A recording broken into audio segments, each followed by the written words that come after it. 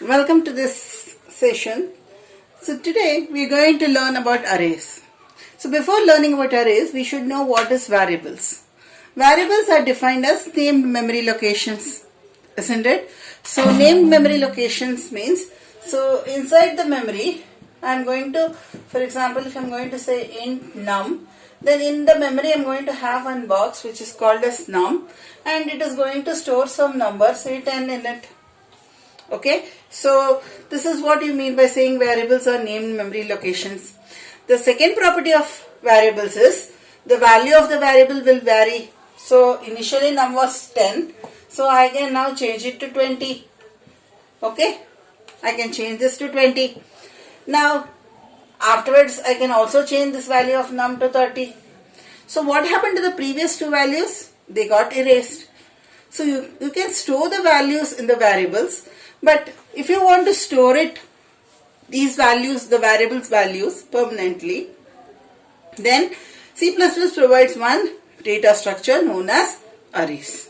Okay, so it provides a data structure as arrays. So one simple example let me give you. So now we are having online class, but then earlier in your classroom, let us say there are 50 students. Okay, and if I want to store the roll number of all these 50 students in separate variables, I can either do like this, I can declare like this. Okay, I can declare like this A, B, C, D, E, or A, B, B like this. I can go on declaring some 50 variables, and then I can store their numbers, roll numbers like this: A equal to 1, B equal to 2, C equal to 3. Don't you think this becomes a very lengthy process? The names are all different, and to remember the names is more difficult. Wouldn't it be much easier if we are having one name and we are able to reference all the 50 students using that name? For example, your class, if I say first PUC class, or if I say second PUC class, then don't you think this becomes very easy? So for that purpose only, we have these data structures known as arrays. So array is a linear data structure. Okay, it's a linear data structure. And how do we define the array? We say an array is a collection of homogeneous elements.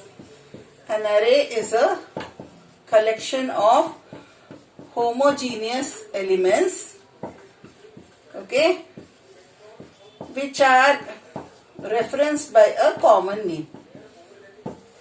Okay, or we can say which have a unique name. Which have a unique name. Okay, that means, as I told you the example of your class, where I am calling you as class 11, class 12, like that, you can just have one name for this data structure, and they are all consisting of the same homogeneous elements. What do I mean by the word homogeneous? Homogeneous means the same type of elements. That is, if I am going to declare an array as an integer array, all the elements are going to be of the type integer. If I declare a character array, all the elements are going to be of the type character. That's what I mean by saying homogeneous elements. And they have a unique name. That means only with one name I will refer the whole array. Okay. So how will I declare this array data structure? Yes, how will I declare this array data structure?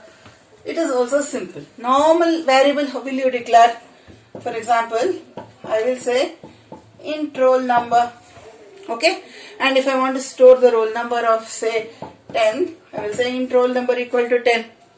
But here we are not doing for one roll number, I told you. We are doing for 50 people of your class, isn't it?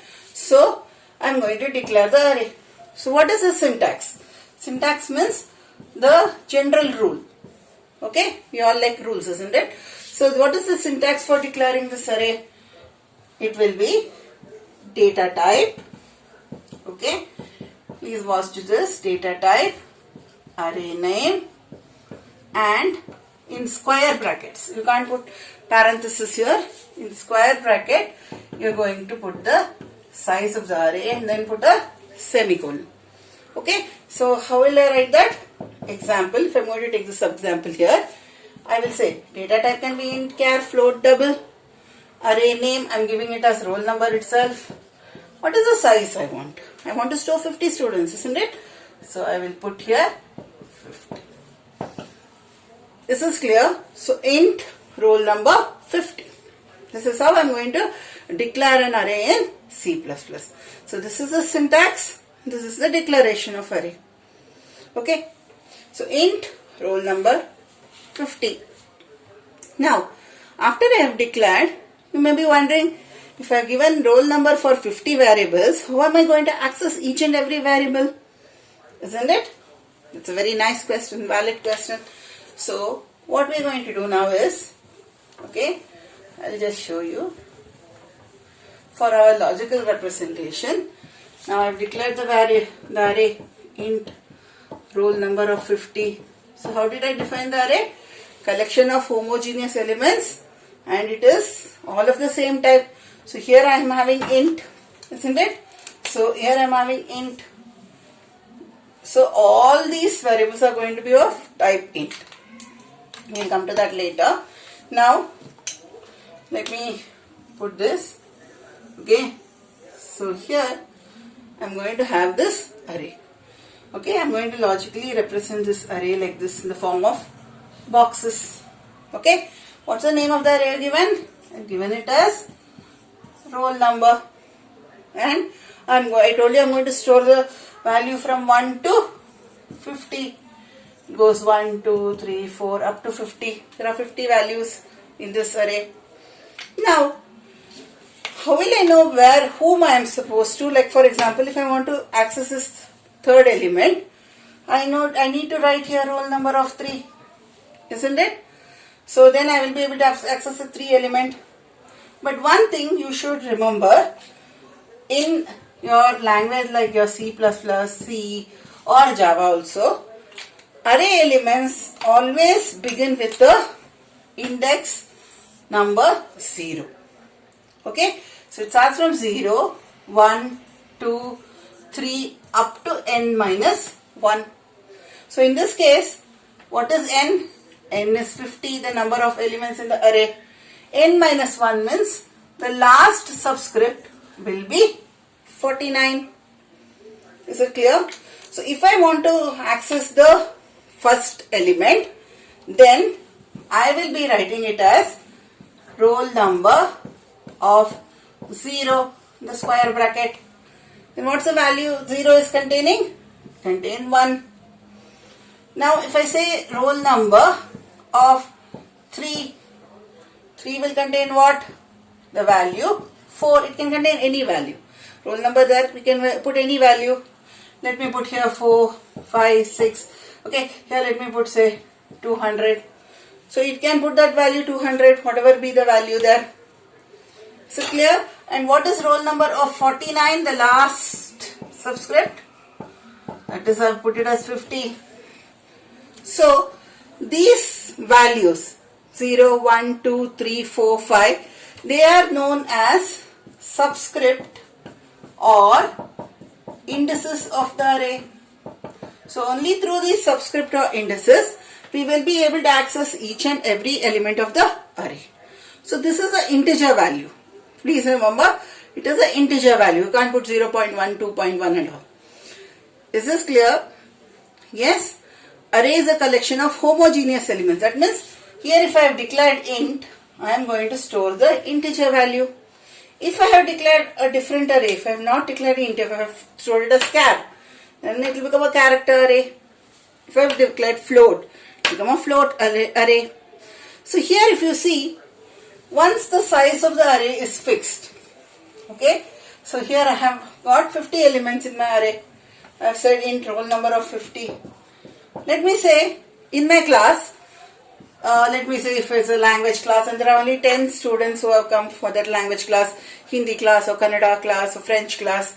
So I will be needing only 10 elements from 0 to 10. But what will happen to the rest of the elements here, because we have got it till 50 here.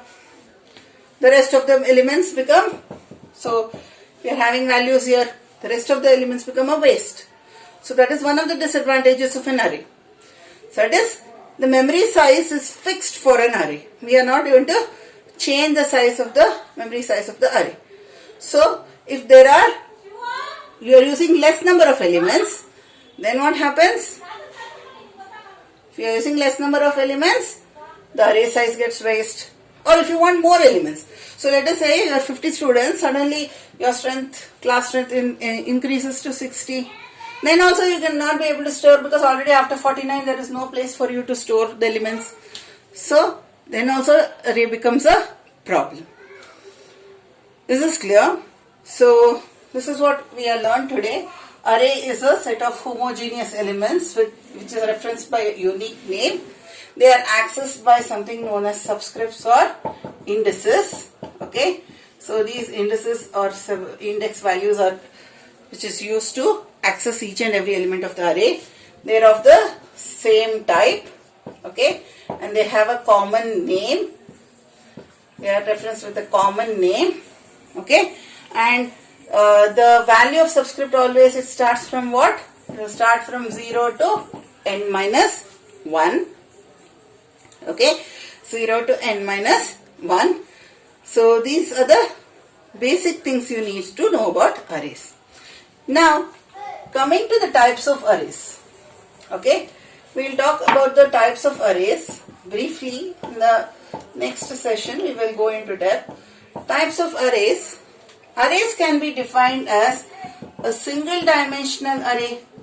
So that's what we were talking now about, single dimensional array. Int roll number of 50. This is a single dimensional array. The size is only 1. There is one more type of array which is known as 2D array or double dimensional array. So here what happens? Here it is made up of rows and columns. It is also an array with an array, but logically we consider it as rows and columns. So here the size will be 2. Okay, I will go into detail when I am teaching that part. And then we have the multi-dimensional array.